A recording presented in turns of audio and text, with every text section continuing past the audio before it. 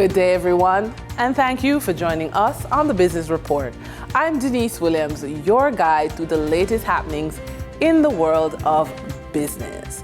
Proven reports year-end net profit attributable to shareholders of US $12.32 million. Proven in their financial statements noted widening of interest rate spreads, mainly from the banking division, and improved performance from our subsidiaries and associated companies within the group drove the revenue expansion for the financial year. According to the company's financial statement, this year's results were primarily due to Proven's profits from its ownership of shares in JMMB Group Limited. JMMB's performance for the financial year, which included an extraordinary gain from their share of Sagicor financial results, is what drove Proven's profits, management highlighted. Wigton Wind Farm says a preliminary review of its operations in Rose Hill, Manchester, following the passage of Hurricane Beryl, has confirmed that the wind turbines and warehouses sustained some damage. The company says it is actively taking steps to complete a comprehensive assessment to enable the restoration of operations to normal capacity. Wigton says it does not anticipate any significant impact on the business performance of the company for the year ending March 31, 2025, as a result of the hurricane.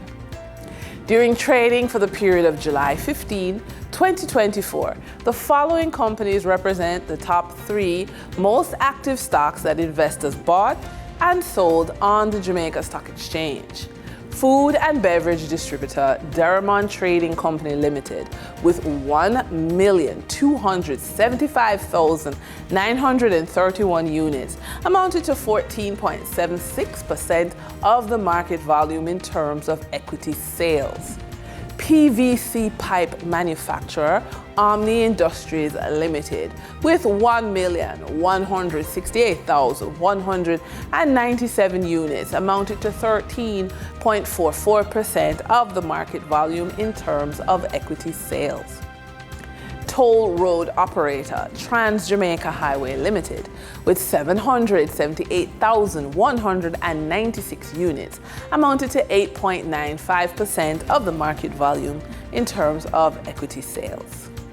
Over on the Twin Island Republic of Trinidad and Tobago Stock Exchange, trading on July 15, 2024, registered a volume of 225,563 shares, crossing the floor of the exchange valued at $7,243,529 Trinidad and Tobago dollars and 58 cents.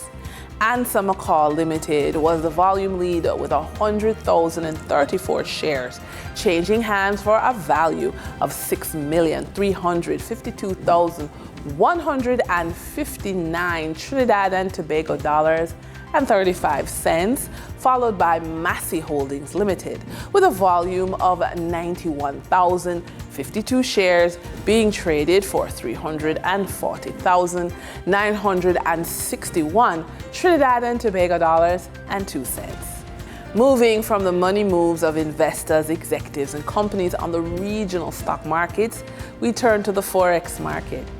On July 15, 2024, the Bank of Jamaica reported that US $72.01 million was bought from Forex traders, while US $67.6 million was sold to Forex traders. Buying directly from the Bank of Jamaica, foreign currency traders sold the US dollar for $156.72 and bought US dollars for $155.66. The difference between the buy and sell rate was $1.06, which represents a profit for Forex traders for every US dollar traded.